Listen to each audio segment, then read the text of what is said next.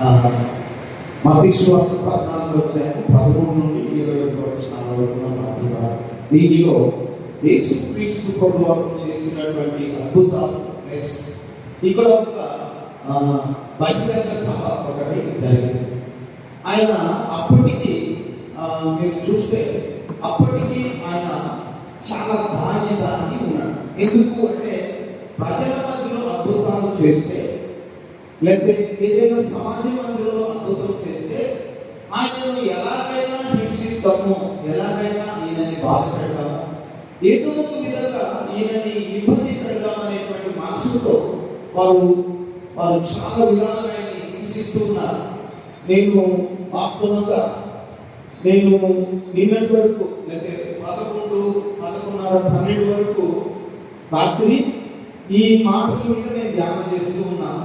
46వ వచనం, 12వ వచనం, 46 నుంచి 50 వచనం. దీనిలో యేసయ్య ఆయన తల్లియు ఆయన సహోదరులు వచ్చి వెలుగులో ఉన్నారు, చెప్పమని చెప్తే యేసు అన్నాడు, ఇదిగో ఎవరు నా తల్లి నా సహోదరుడు, ఇదిగో నా తండ్రి చిత్తము చొప్పున చేయవాడు అనే దాని మీద నేను సిద్ధపడతాను. ఎందుకో దేవుడు డైరెక్ట్ గా ఇక్కడ తీసుకొచ్చి నిలబెట్టాడు. మరి ఆయన ఉద్దేశం ఏంటో నాకు తెలియదు. దాని విషయమై అంటే ఎందుకు ఆ విషయాలు నేను ఇప్పుడు జ్ఞాపకం చేస్తున్నట్టే, శిష్యులు అక్కడ ఉన్నటువంటి ఆయన తల్లి ఆయన సహోదరుడు ఏం చెప్పడానికి వచ్చారు కొంతమంది పండితులు అంటారంటే, రహస్యంగా ఎలాగ చంపుదామనే విషయాలు ఈయన చెప్పడానికి వచ్చారేమో అని ఒక దైవజనుడు అంటాడు. రహస్యంగా ఈయన ఎలాగ చంపుదాం, ఈయన ఎక్కడ పడితే అక్కడ అద్భుతాలు చేస్తున్నాడు, దయ్యాలు వెళ్ళగొడుతున్నాడు, దయ్యాలను కూడా మాట్లాడని వెళ్ళగొడుతున్నాడు, స్వస్థపరుస్తున్నాడు, చాలా అద్భుతాలు జరుగుతున్నాయి, ఈయనను ఎలాగైనా సంహరిద్దాము, ఎలాగైనా అంటే ఈ విషయాలు వారు కుటుంబ సభ్యులు విని ఆయన కొంచెం జాగ్రత్తగా ఉండు అని చెప్పడానికి వచ్చిన ఆయన పిలిచినట్టున్నారు. ఆయన అన్నాడు, నా తండ్రి పరలోకమందున తండ్రి చిత్తము చొప్పున చేయవాడే నా తల్లి నా సహోదరుడు అని ప్రభువు వారిని అన్నాడు. సరే, అంటే అప్పటికి యేసుక్రీస్తు వారిని హింసించడానికి లేదా యేసుక్రీస్తు వారిని మాటలతో కూటాగా ఆయన గాయపరచడానికి అప్పుడున్న సమాజము ఆయన దగ్గర తప్పు వెతుకుతున్నటువంటి పరిస్థితి. అదే కాలంలో ఇది ఏకాంతంగా ఒక ప్రాంతానికి వెళ్ళిపోదామని ఏకాంతంగా వెళ్తుంటే జన సమూహం ఆయన్ని చూసి పట్టణం వారందరూ కూడా ఖాళీ నడక ఆయన వెంట వెళ్ళారు. దేవుని స్తోత్రం కలుగుతారు. ఆయన వెంట జన సమూహం వెళ్ళిపోతూ ఉన్నారంట. ఎలాగంటే అసలు పట్టణంలో ఉండట్లే. మీరు అంటే కొన్ని ప్రాంతాలు మీరు చూస్తే ఏదైనా ఒక మంచి దైవజనుడు వస్తున్న ప్రాంతానికి అంటే అన్ని కుటుంబాలు ఆకలేసుకొని వెళ్ళిపోయి ఆరాధనలో కూర్చుంటారు.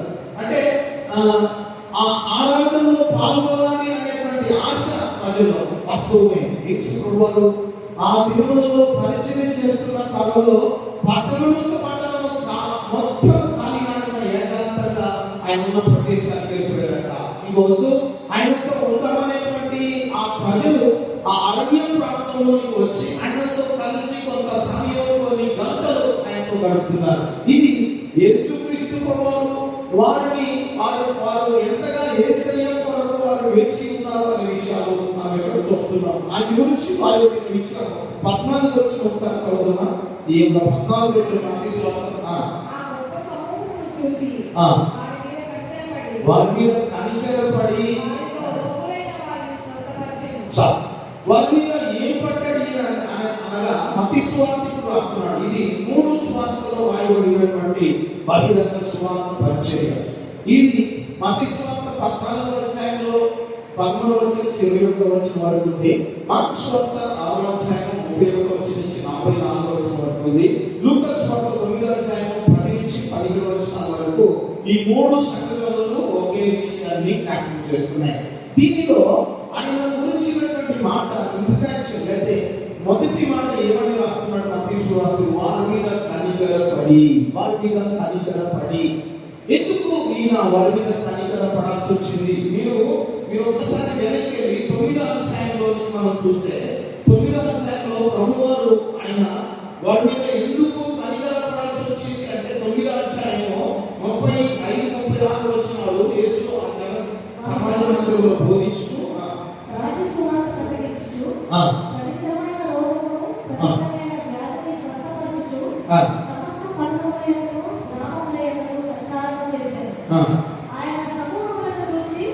వారు కాపరిలేని గొర్రెల వలె విసిగి చెదరియున్నందున వారు కాపరిలేని గొర్రెల వలె విసిగి చెదరియున్నారని వారి మీద కనికరపడి అది విషయం. వారు కాపరిలేని గొర్రెల వలె. అప్పటికి యేసుక్రీస్తు కాలం నాటికి ప్రజల యొక్క బోధ, ప్రజల యొక్క ఆ విధానము, ఆ ధర్మశాస్త్ర ఉపదేశం యొక్క బోధన పద్ధతి ఎలా ఉందంటే, అంటే వాళ్ళ పరిస్థితి ఎలా ఉందంటే, ధనవంతుల్ని మాత్రమే, బలులిచ్చువారిని మాత్రమే, గొర్రెలను దేవుని సన్నిధికి తెచ్చుకోవాలి. ధనమైనటువంటి పరిస్థితి, ధనమైనటువంటి ధనవంతులను వారిని దగ్గరికి పిలుచుకోవడం, వారికి ఏదో చేయడం, వారితో ఏదో మాట్లాడడం, పేదవారి పట్ల సరైనటువంటి కాన్సన్ట్రేషన్ లేనటువంటి పరిచర్య. అందుకనే యేసుక్రీస్తు ప్రభువారు యేసుకేలు గ్రంథము 34-35 అధ్యాయంలో దొంగ కాపరుల గురించి జ్ఞాపకం చేయబడింది. దొంగ కాపరులు ఏం చేస్తారంటే, దొంగ కాపరులు గొర్రెలను పోషించడానికి చూడరంట. దొంగ కాపరులు అంట దొంగలాగా గొర్రెలను ఎత్తుకోవడానికి, గొర్రెలను అమ్ముకోవడానికి, గొర్రెలను కోసుకొని తినడానికి ఇష్టపడతారట. అలాంటి పరిస్థితుల్లో ప్రభువారు వారిని చూసి, వారు కాపరి లేని గొర్రెల వలె ఉన్నారని, ఆ గొర్రెలకు సరైన కాపరి లేడనేటువంటి విషయాన్ని ప్రభువారు గ్రహించారు. అది విషయం అనగా వారు ఎలా ఉన్నారు అంటే, వారి మీద ఎందుకు కనికరపడాల్సి వచ్చింది అంటే, మనం అంటే ఎందుకు కనుక వారు కాపరి లేని గొర్రెల వలె సరైనటువంటి మార్గదర్శకుడు యెహోవా నా కాపరి. దావీదు 23వ కీర్తన మొదటి వచనంలో మనం చదువుతూ ఉంటాం, జ్ఞాపకం ఉంటాం. ఎందుకు అన్నాడు అంటే, ఇశ్రాయేలీ కాపరి ఎవరు? యెహోవా. యెహోవా కాపరి అయితే ప్రవక్త గాని, యాజకుడు గాని నడిపించాలి. అలాంటి పరిస్థితులు వారి జీవితాల్లో లేవు. అలాంటి సందర్భాలు వారి జీవితాల్లో లేవు. ఏమైపోయిందంటే, దోస్తుల వారు ఎక్కువైపోయారు. యేసుక్రీస్తు కాలం నాటి ప్రజల యొక్క పరిస్థితి ఎలా ఉందంటే, సరైన కాపరి లేని పరిస్థితి, వారిని సరిగా నడిపించేటువంటి నాయకుడు లేని పరిస్థితి, సరైనటువంటి ఆ ప్రజలను ఓదార్చే ఆ పరిస్థితి లేనటువంటి సందర్భంలో వారు విసిగిపోతున్నారు. వారు ఏది చెప్తే అక్కడ వెళ్తున్నారు. అది ఈ 9వ అధ్యాయంలో మనం చూస్తున్నాం. అందుకని ప్రభువు 14వ వారి మీద కనికరపడి, మీరు అంటే ఈ 14వ అధ్యాయంలో మీరు 45వ కీర్తన మనం చూస్తాం. 45వ కీర్తన మొదటి వచనం నుంచి మనం చూస్తే, 45వ కీర్తన దారుడు బోధన కుమారుల పేరులో మాట్లాడాడు. 45వ కీర్తన మొదటి వచనం ఒక దివ్యమైన సంగతిలో నా హృదయం బహుగా ఉప్పొంగుచున్నది. నేను రాజును చర్చించిన దాన్ని పలికెదను. నా నాలుక త్వరగా రాయవారి కలము వలె ఉన్నది. నరుల కంటే నీవు అతి సుందరుడవై ఉన్నావు. ఎందుకు నరుల కంటే నీవు అతి సుందరుడు అని ఎందుకు అంటున్నాడు అంటే, అక్కడ ఆయన క్యారెక్టర్ని జ్ఞాపకం చేస్తాడు. ఆయన క్యారెక్టర్ని యేసుక్రీస్తు ప్రభువుని గురించిన విషయం ఇది కీర్తన. యేసుక్రీస్తు ప్రభువు వాక్యాన్ని గురించినటువంటి కీర్తన ఇది. ఈ కీర్తనలో ఆయన క్యారెక్టర్ని, ఆయన జీవిత కాల పరిమాణాన్ని ఒక్క మాటతో రాసేసాడండి. ఆయన జీవిత కాల పరిమాణాన్ని ఒక్క మాటతో 45వ కీర్తన 2వ వచనంలో, అయ్యా నీవు నరుల కంటే అతి సుందరుడుగా ఉన్నావు. ఆ సుందరుడు ఎలాగా అని ఎలా వివరించగలనంటే, నీ పెదవుల మీద దయారసము. ఇది ఆయన క్యారెక్టర్ని, ఆయన జీవితాన్ని ఒక్క మాటతో దైవజనుడు బోధకున్నాడు. వెళ్ళినప్పుడు ఈ అగ్నిరాజుగా ఈ కీర్తన నీవు అని ఏ ప్రత్యక్షతతో ఆశపడాలని అడుగుతాం. ఒకవేళ మనం దేవుని చిత్రమైతే అంటే ఆయన ఆయన ఆయన నరుల కంటే సుందరుడు అని ఎందుకు అన్నాడు అంటే, ఆయన పెదవుల మీద దయారసం. అంటే ఆయన నోరు తెరిస్తే కనికరమే, ఆయన నోరు తెరిస్తే ప్రేమే, ఆయన నోరు తెరిస్తే ఎప్పుడు ప్రేమతో కూడినటువంటి మాటలు. అది కనికరం కదా కాపరి యొక్క గుణము. కనికరం యొక్క కాపరి యొక్క లక్ష్యం ఏంటంటే, కాపరులు గొర్రెలు చెదిరిపోకుండా చూసుకోవడం, గొర్రెలను కాయడం, గొర్రెలను మేపడము, గొర్రెల కొరకు ప్రాణం పెట్టడానికైనా సిద్ధపడడం. దీనికి స్తోత్రం కలుగుతారు. ఈ పాత నిబంధనలో ఎవరు చేయలే, ఒక యేసుక్రీస్తు ప్రభువు మాత్రమే చేశారు. యేసుక్రీస్తు ప్రభువు చేశాడనే విషయం అంటే, నేను ఈ మధ్య బుధవారం సంఘాలలో క్రిస్టాలజీ గురించి చెప్తాం అనుకుంటున్నాను. క్రిస్టాలజీ అంటే క్రీస్తు శాస్త్రం, దైవ శాస్త్రంలో క్రిస్టాలజీ. క్రిస్టాలజీలో పాత నిబంధనలో యేసు ప్రభువుని ఎంతమంది చూశారు, ఎంతమందిని ఆయనను క్రీస్తు యొక్క స్వరూపాన్ని చూశారు అనేటువంటి విషయాలు కీర్తన. 45వ కీర్తనలో నీవు నరుల కంటే అతి సుందరుడవయ్యా, నీ పెదవుల మీద దయారసం పోయబడింది. నీవు నోరెత్తి మాట్లాడితే కనికరులపై ఒత్తి కఠినమైన మాట లేదు. పేదల పట్ల, నలిగిపోతున్న ప్రజల పట్ల, విసిగి వేసాగిపోతున్న ప్రజల పట్ల, దైవముల చేత పట్టి పీడించబడుతున్న ప్రజల పట్ల, దేవుని దూరంగా బతుకుతున్న ప్రజల పట్ల దేవుని దగ్గరికి తీసుకొచ్చి, అయ్యా మీరు సమాధానంగా బ్రతకండి నాయన, దేవునికి స్తోత్రం కలుగుగాక.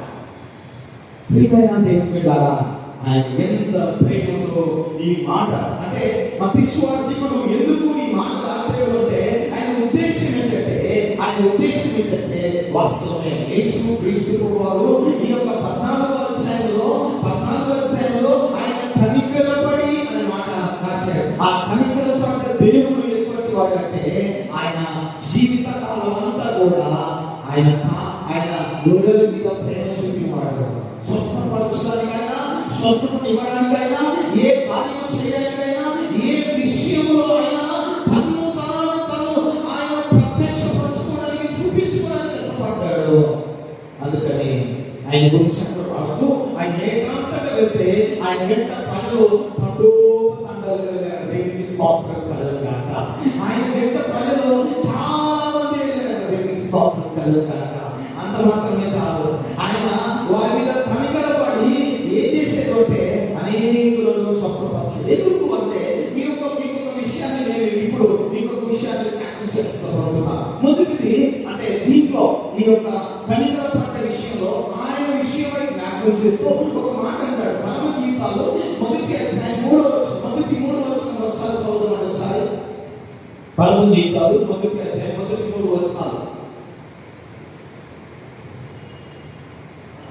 సొలొమోను రచించిన భగవద్గీతను నోటి ముద్రలను అతడు నాకు వదిలిపెట్టుకున్నగాక. నీ ప్రేమ ద్రాక్షారసము గల మధురము, నీవు పూసుకున్న పరిమళమైన సువాసన కలిగి, నీ పేరు పోయబడిన పరిమళ కార్యములకు సమానము. దేవునికి స్తోత్రం కలుగుగాక.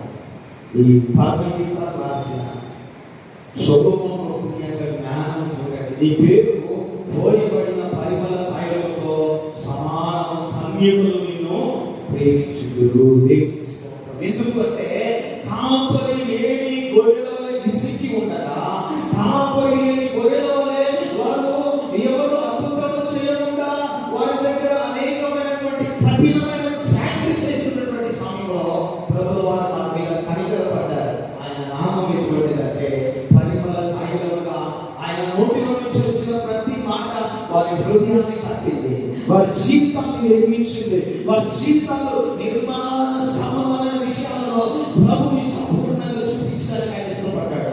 అందుకని భగవద్గీతలో నీ పేరు లేదా నీ నామము పరిమళ తైలం వలె పోయబడిందయ్యా. మానవుని స్వస్థత కొరకు యేసుక్రీస్తు అంటే యేసుక్రీస్తు ప్రభువు అదే క్రిస్తోలజీ అంటే పాత నిబంధన అంతా కూడా మీరు చూస్తే కొత్త నిబంధనలోనికి వస్తే కొత్త నిబంధనలో ప్రభువు వారిని మనం కలిగి ఉండడము, ప్రాక్టీస్ తీసుకోవడము, పరిశుద్ధాత్మ చేత అభిషేకం పొందడము 133వ కీర్తన ప్రకారము అహరోను గడ్డ మీదుగా పారి అతని అంగీత అంశులను దిగదారిన యేసుక్రీస్తు ప్రభువు నామము నిన్ను స్వస్థపరచు, నీ మీద కనికరపడటం కొరకు నీ మీద ఉన్న శాపగ్రస్తమైన వస్త్రమును, నీ మీద ఉన్నటువంటి ప్రతి విధమైన అపవిత్రమైన వస్త్రమును, నీ మీద ఉన్నటువంటి అంటే మనం ఏదైనా పెళ్లికి వెళ్తే ఆ పెళ్లిలో పెళ్లి వస్త్రం లేని వారు మురికి బట్టలతో వాసన కొట్టుకుంటూ లోపలికి వస్తే బయటకు పోలేస్తారు. యేసుక్రీస్తు ప్రభువారు నీవు ఇక్కడ వస్త్రం లేకుండా వచ్చినా, నీవు ఒకవేళ మురికి వస్త్రముతో, శాపగ్రస్తమైన వస్త్రముతో, అపవిత్రమైన వస్త్రముతో, శాపలతో కూడినటువంటి వస్త్రముతో దేవుడి దగ్గరికి వచ్చినా ఆయన నిన్ను కనికరించడానికి ఇష్టపడే కనికరమూర్తి. అంటే ఆయన నామమును ఉచ్చరించినప్పుడు, ఆయన నామములో అడిగినప్పుడు అది పరిమళ తైలముగా నీ మీద పోయబడి నీ మీద ఉన్నటువంటి అపవిత్రతను, నీ మీద ఉన్నటువంటి శాపగ్రస్తమైన వస్త్రమును తీసివేసి నూతన వస్త్రములు అలంకరించడానికి ప్రభు కష్టపడ్డాడు. అందుకని 40వ కీర్తనలో అంటాడు, నీ ఆమె అంటే సంఘం గురించి జ్ఞాపకం చేస్తూ ఆమె బంగారు ముఠా పని చేసినటువంటి విషయాలు విషయమై జ్ఞాపకం చేస్తూ ఆరో వచనం 7వ వచనంలో ఉన్నారన్నమాట. దేవాది సింహాసనం నిరంతరం నిలుచు. ఆ.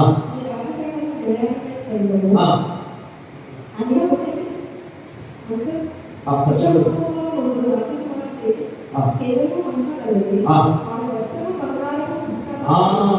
ఆమె వస్త్రము బంగారు బుట్ట పని చేసినది. దేవుని స్తోత్రం. బంగారు బుట్ట పని. ఆయన నామము నీ మీద పోయబడినప్పుడు నీ మీద ఉన్న వస్త్రాన్ని తొలగించి బంగారు బుట్ట పని అంటే పాత నిబంధన గ్రంథం ప్రకారం పాత నిబంధన థియోలాజికల్ పర్స్పెక్టివ్స్ ప్రకారము పాత నిబంధన ప్రకారము చెక్కతో చేయబడిన ప్రతి దాని మీద ఏమేమన్నాడు దేవుడు? ఏమేమన్నాడు? చెక్కతో చేయబడిన అతి పరిశుద్ధ స్థలంలో ఉన్న ప్రతి దాని మీద, చెక్కతో చేయబడిన ప్రతి దాని మీద ఏమేమన్నాడు? ఏం పొందమన్నాడు? దేవుని స్తోత్రం కలుగుతాయి. మహిమ బంగారాన్ని పొదిగించిన బంగారు దేవుడు తెలుసా? బంగారం పెళ్లి చేసినప్పుడు కూడా నేను చెప్తాను, ఇది బంగారము, ఇది విలువైనది, విలువైన లోహము, ఇది ఫ్లెక్సిబుల్, ఇది ఎంత కాల్చి కొడితే అంత మన చేతిలో మెల్టైనది. దీనిని పరిశుద్ధాత్మతో పోల్చి సంతులకు బంగారు బుట్ట వస్త్రము పని చేసి పరిమళ తైలముగా నీ మీద ఆయన తన ఆశీర్వాదపు వర్షాన్ని పడడానికి కనికరం గల దేవుడు అనేబడుతున్నాడు. స్తోత్రం కలుగుతాడు.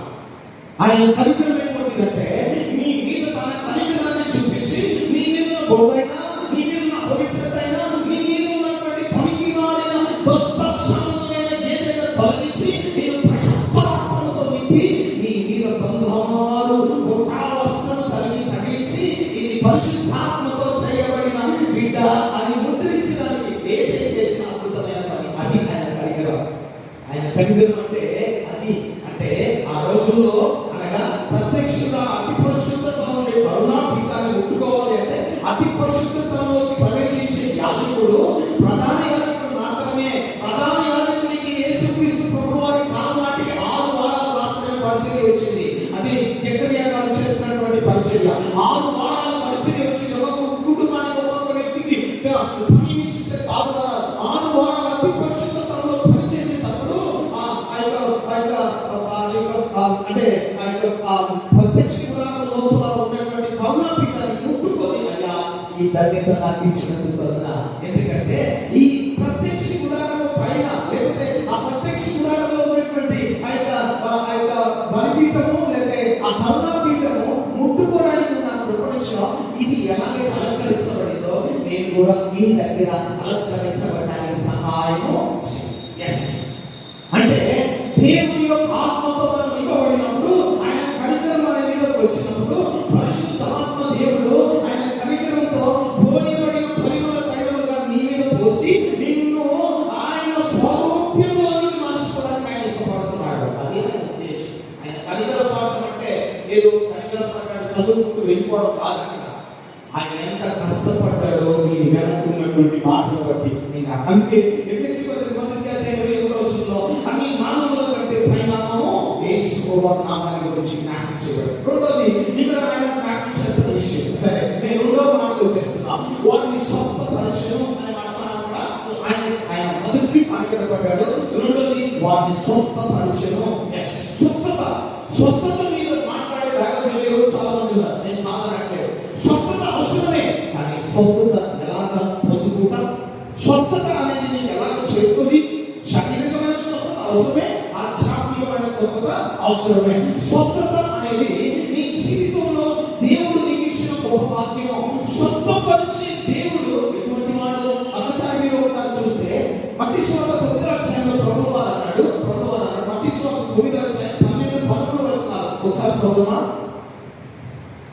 పిల్లలు రోడ్డు మీద చూడండి. ఒకసారి పిల్లలు రోడ్డు మీద చూడండి. దగ్గర కూర్చోబెట్టుకోండి. లేదా పైన ఆయన మాట విని రోగులకి కానీ ఆరోగ్యం కలవాడిని వైద్యులు ఎక్కడలేదు కదా. అయితే నేను పాపులను పిలువచ్చింది కానీ నీతిమంతులను పిలువ రాలేదు కనుక. పాపులను పిలువచ్చింది కానీ నీతిమంతులను పిలవడానికి నేను రాలేదు. పాపులను. ఈ వైద్యుడు ఎవరు అంటే, ఈ వైద్యం చేసే డాక్టర్ ఎవరు అంటే, ఈ వైద్యుడికి ఏం తెలుసు అంటే పాపములు క్షమించే విషయము తెలుసు. పాపానికి మందు తెలిసి నీ వేరే దాని మీద ఆయన విషయం లేదు. వేరే దాని మీద ఆయన కాన్సన్ట్రేషన్ చేయలేదు. వేరే దాని మీద నీతిమంతులు చేయడము, నీతిమంతులు మహిమలో నడిపించడం చేయలేదు. ఆయన చేసింది ఏం పని అంటే పాపులను ఆయన పాపము చేత అపవిత్రత చేత దేవుని దూరమైన ప్రజల మీద కనికరపడ్డాడు. కనికరపడినటువంటి ఆయన రెండు విషయాలు మీకు కూడా జ్ఞాపకం చేస్తారు. ఒకటి మీరు బాగా వినండి. ప్రభువు వారు అన్నాడు మార్కు సువార్త 2వ అధ్యాయంలో పక్షవాయు కలిగిన వాడిని గురించి అన్నాడు. నేను అందరికీ తెలిసిన విషయమే, నీ పాపములు క్షమించబడిన అన్నాడు. ఇదేంటి ప్రభు, పాపములు క్షమించడం ఏంటి, నీకేం అధికారం ఉంది అని అడిగేవారు. వెంటనే వారు మనసు అనుకోగా ప్రభువు వారు దాన్ని ప్రత్యక్షపరిచాడు. మనిషికి వారిని పాపం క్షమించడానికి ఇవ్వగల అధికారం కలదని చెప్పారు. ఎందుకు అంటే ఈ భూమిని స్వస్థపరచడానికి మూల కారణం పాపము. ఆ పాపాన్ని క్షమించే అధికారం ఉంది. ఎవరికి కావాలి? ఎవరికి ఉండాలి? వైద్యుడికి ఉండాలి. డాక్టర్ సర్టిఫికేట్ కాదు ఇక్కడ ఉండాల్సింది. రేపు కొన్ని రోజులైతే ఉన్నటువంటి మీడియాస్ యాప్స్ అని బట్టి మామూలుగా డాక్టర్ కూడా అవసరం లేకుండా మేము ఏదో ఒకటి చూసి మేము ఆపరేషన్ చేసేస్తామనే పరిస్థితి ఉంది. డాక్టర్ల పరిస్థితి కూడా ఎట్లాగైతే ఇంటర్నెట్ లేకపోతే ఏ వచ్చి వాళ్ళు ఉన్న పరిస్థితి మొత్తం గందరగోళం అవుతుందో, రేపు డాక్టర్ల పరిస్థితి కూడా ఇదే అవుతుంది. నాకు తెలిసింది ఈ వైద్యం నేను చూసుకుంటా అది ఏదో కార్యక్రమం చేసి నాకు కాలు నొప్పుంది, నాకు మందు చెప్పు, దీనికి నాకు నేను చెప్తే మొత్తం నేర్పిస్తుంది. ఏమి ఒక్క విషయం కూడా అవ్వట్లే. ఒక్క విషయం కూడా నీకు ఇంతకుముందు కాలు నొప్పింది కదా ఎలా ఉందని కూడా అడుగుతుంది. పాస్టర్ మనం ఒక విషయాన్ని అడిగితే అంటే ఏంటంటే రేపు డాక్టర్ సర్టిఫికేట్ తీసుకొని వచ్చినా దానికి కూడా పత్రికమై ఉంటుంది. కానీ ఒక పాపములకు క్షమాపణ వేసే ఎవరు యేసు ప్రభువు తప్ప పాపాన్ని క్షమించేవాడి భూమి ఎవరు లేదు. పాపము క్షమించే అధికారం ఎందుకంటే పాపము లేని వాడు మాత్రమే పాపాన్ని క్షమించాలి. స్వస్థపరచడానికి, నీకు స్వస్థత కావడానికి, స్వస్థత కలగడానికి నీ లోపల ఉన్నటువంటి ఆధ్యాత్మిక పాపములకు క్షమాపణ యేసు నామములో తప్ప నీకెక్కడ లేదు. గుర్తుపెట్టుకోవాలి. అందుకనే నేను వైద్యుని అనడంలో ఆయన లోకాలకు డాక్టర్ సర్టిఫికేట్ తెచ్చుకొని నేను నీకు వైద్యం చేస్తా, మందులు ఇస్తా, ఇదిగో అక్కడికి వెళ్ళి ఆకులు తినండి, ఇక్కడికి వెళ్ళి ఈ ఆహారం తినండి, ఇక్కడికి వెళ్ళి యోగా చేయండి చెప్పలే. యేసు నామములో స్వస్థత కలుగుగాక. ఈ వేడు లేదు నాకు లేదు అంటే ఆయన ఉద్దేశం ఏంటంటే ఈ భూమి మీద పాపము క్షమించి అధికారం ఆయనకి ఉంది. వాస్తవమే. ఇంకొక విషయాన్ని నీకు జ్ఞాపకం చేస్తా, ఇంకొక విషయాన్ని అద్భుతమైన విషయాన్ని జ్ఞాపకం చేస్తా. మార్కు సువార్త 5వ అధ్యాయంలో ప్రభువు వారికి ఒక ఆమె వచ్చింది. మనకు తెలిసిందే, నీకు కూడా తెలుసు. నేను చాలాసార్లు ఈ విషయమై జ్ఞాపకం చేసిన మార్కు సువార్త 5వ అధ్యాయంలో 25వ వచనంలో మీరు చూస్తే 5వ అధ్యాయం 25వ వచనంలో రక్తస్రావ రోగము కలిగిన ఒక స్త్రీయుడు ఆమె అనేక వైద్యుల చేత ఎన్నో తిప్పులు పడి తనకు కలిగినదంతయు వ్యయం చేసుకొని ఎంత మాత్రములో ప్రయోజనం లేక మరింత సంకటపడి ఆమె యేసును గూర్చి విని నేను ఆయన వస్త్రములు మాత్రము పుట్టిన బాగుపడుదనుకొని జనసమూహములు ఆయన వెనుకకు వచ్చి ఆయన వస్త్రము ముట్టెను. వెంటనే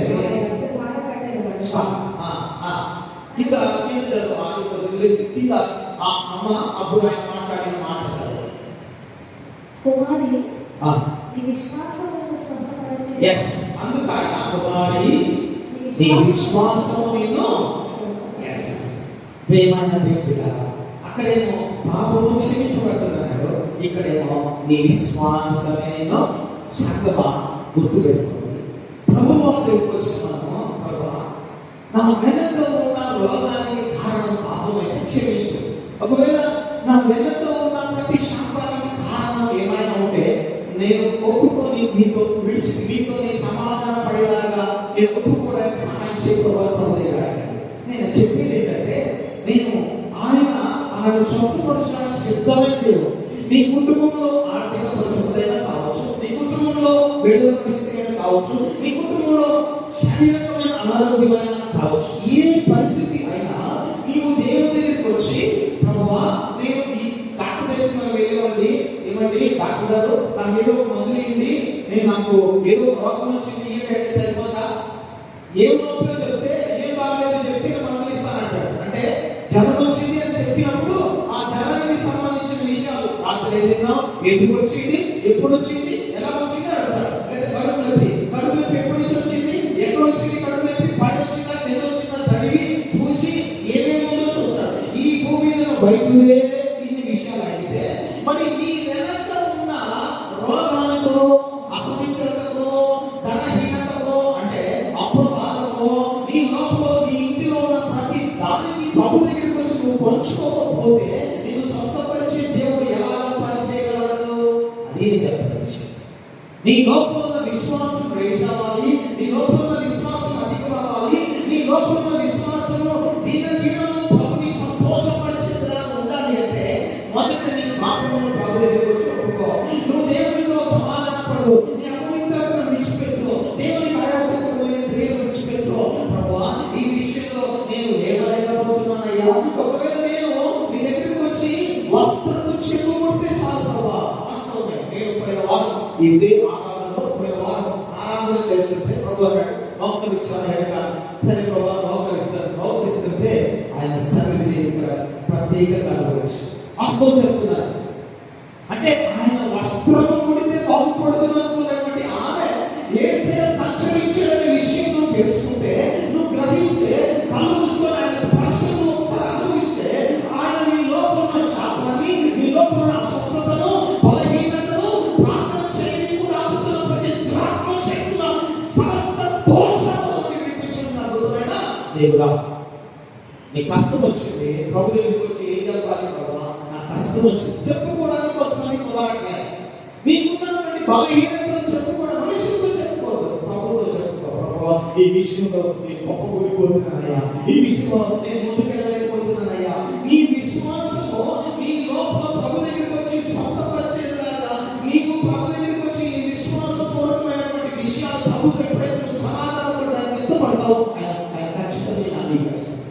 సంఘంలో చేసే మరి మాట ఏంటంటే ఆయన స్వస్థపరచడానికి సిద్ధమే. అడగడానికి నీ దగ్గర ప్రభుల వారిని దశమవారు విషయంలో ప్రభుని కనపరిస్తే అడిగితే ప్రభుని ఇస్తారు. గుర్తుపెట్టుకోవాలి, దేవునికి ఇవ్వాల్సింది దేవునికి ఇవ్వాలి, సమయాన్ని దశభాగం ఇవ్వాలి, అలాగే నీ ధనాన్ని కూడా దశభాగం దేవునికి ఇవ్వాలి. దేవునికి ఇచ్చి నువ్వు దేవుని దగ్గర మొదలుపెడితే దేవుడు నీ కుటుంబాన్ని సంపూర్ణంగా స్వస్థపరచిన అద్భుతమైన దేవుడు. గుర్తుపెట్టుకోండి. మూడోది ఇక్కడ ఏమంటాడు ఆయన అంటే ఆయన అందరూ తృప్తిపరచబడేలాగా తిన్నారట. 14వ అధ్యాయంలో అక్కడ మీరు చూస్తే మూడో విషయాన్ని మీరు అక్కడ చూస్తే 14వ అధ్యాయంలో మత్తయి సువార్త 14 అందరూ తిని వాళ్ళు తృప్తిగా తిన్న తర్వాత 20 వాళ్ళందరూ తిని తృప్తి పొందిన తర్వాత మిగిలిన ముక్కలు 12 గంపలు ఎత్తి.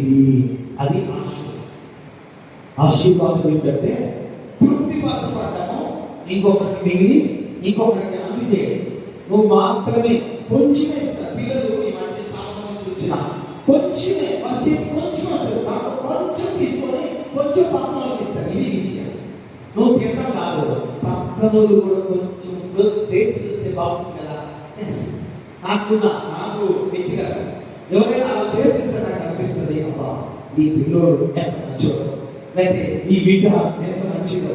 నేను అప్పుడప్పుడు నిజాలు ఎత్తుకుంటూ ఉంటాను. వాడికి ఏమైనా ఇస్తే వాడు తింటాడు, ఒకటి తిని ఇంకోటి వాళ్ళతో ఏదో ఒకటి పిలిచిస్తాడు, తర్వాత పెట్టాడు. ఒకవేళ ఏమైనా మిగిలితే నేను కూడా బిస్కెట్ ప్యాకెట్ 5 రూపాయలు బిస్కెట్ ప్యాకెట్ తెచ్చిస్తే ఒకటో కూడా తింటాడు, అక్కడ పెట్టాడు. లేదా వాళ్ళతో పిలిచి ఒకటి ఇస్తాడు. అక్కడ ఇంకో ఉంటుంటే అక్కడ పెట్టేసి వెళ్ళిపోతాడు. నువ్వు తినమని అర్థం.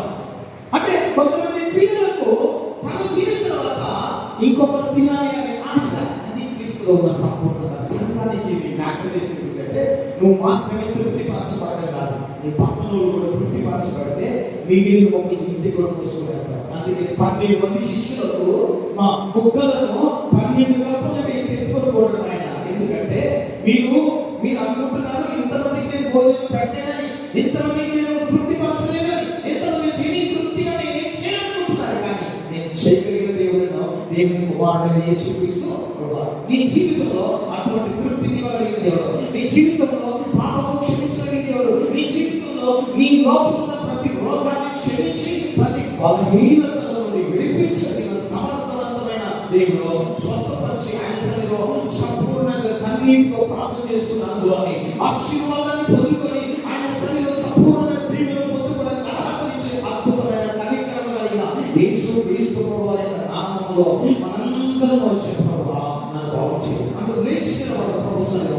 ఒక్కసారి ప్రభు వైపు చూద్దాం, ఆయన కృపను మనం పొందుకుందాం. ఒక్కసారి మీ హృదయాలను ఆయన వైపు తీసుకున్న ప్రభువా, నేను నీ వైపు చూస్తున్న ప్రభువా నన్ను కనికరించు. మోకరించగలిగిన బిడ్డలు మోకరించాలి, ప్రార్థించుకుందాం. మోకరించగలిగిన బిడ్డలు మోకరించాలి. మీ మీద ప్రతి శాపము తొలగిపోవును గాక, మీ మీద ప్రతి అపవిత్రత తొలగిపోవును గాక, మీ మీద ప్రతి అపవిత్రమైన సమస్త దోషముల నుండి ప్రభు మిమ్మల్ని విడిపించును గాక.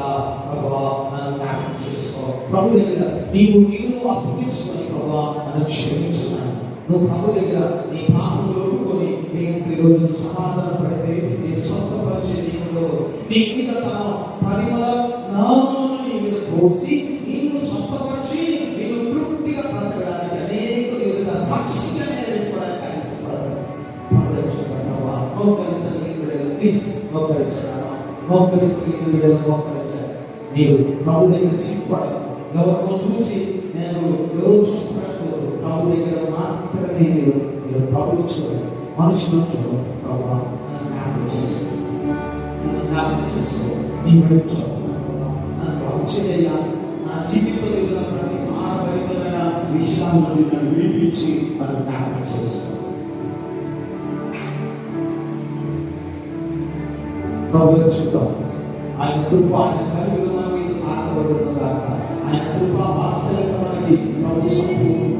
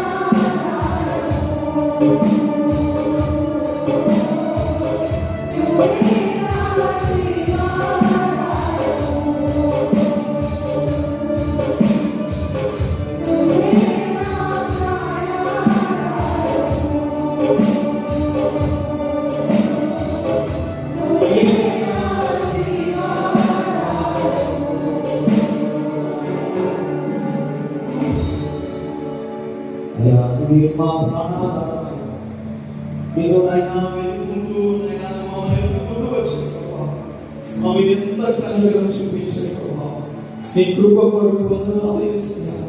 అలా నీ కృప కనుగొన కొరకు ఏ మంచి మమ్మల్ని ప్రేమించు ఏ మంచి మా జీవితాన్ని నీ ఉపకారం ఈ రోజు వరకు మేము బ్రతికున్నామంటే కేవలం నీ దయ మాత్రమే. అవును ప్రభా నీకే మహిమ. యేసునామమునకే మహిమ. ఏ బాధతో వచ్చారో ఏ దుఃఖంతో వచ్చారో ప్రభా తండ్రి స్వస్థపరచండి. కుటుంబాల వ్యాధుల నుండి విడిపించండి. కుటుంబాల పరిస్థితులు చక్కబరచండి. బిడ్డల మాటలు వినడానికి సహాయం చేయండి. చదువుకోవడానికి సహాయం చేయండి. ఏ కుటుంబంలో ఏ కుటుంబాలు బిడ్డలను చూస్తున్నారో యేసు నామములో ఆర్థికంగా లేకపోవడం కాక ఆర్థికమైన పరిస్థితులు చక్కపరచుకోవడం కాక ఏ బిడ్డలు ఏ ఉద్యోగాల కొరకు ఏ విషయాల కొరకు ఈ సంగతి చూస్తున్నారో యేసు నామములో వారు అవి పొందుకోగలరు కాక. నీకే మహిమ, నీకే మహిమ. నువ్వు లేని జీవితం మా జీవితం లేదయ్యా. నువ్వు లేని మా జీవితం లేదు ప్రభా. నీకే మహిమ. ఈ బిడ్డలందరినీ ముట్టుకురా. ఈ బిడ్డలందరినీ ఆశీర్వదించుగాక. నీ పరలోక మహిమలో విశ్వాసమే నిన్ను సంపూర్ణపరచును. ఆ మాట బిడ్డలతో యేసు నామములో విడుదల చేస్తున్నాం. వారి జీవితాల విశ్వాసంలో అద్భుత కార్యములు సూచక క్రియలు సమాధాన సంగతులు యేసు నామములో నెరవేరును గాక. ఆశీర్వాదములు వచ్చును గాక. కృపా కనికరములతో నింపబడును గాక. కృపా క్షేమము నీ మీద కలుగును గాక. నీ సమాధానం నీ మీద కలుగును గాక. నీకే ప్రతి బిడ్డను మీరు ముట్టుకున్నారు. ప్రతి బిడ్డను మీరు ముట్టుకున్నారు. ప్రతి బిడ్డ మీరు తల మీద చేయి పెడుతున్నారు. మీకు మహిమ. యేసయ్యా నీకు మహిమ. పోయిన మహిమల భయముతో సమానమైనది. యేసు నామములో ప్రతి బిడ్డను ముట్టుకున్నారు. ప్రతి బిడ్డను తాకుతున్నారు. ప్రతి బిడ్డని మీరు స్వస్థపరచండి. మహిమ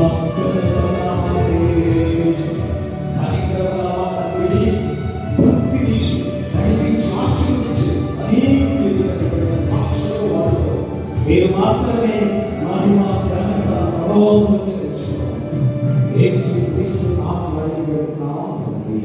ఆమేన్.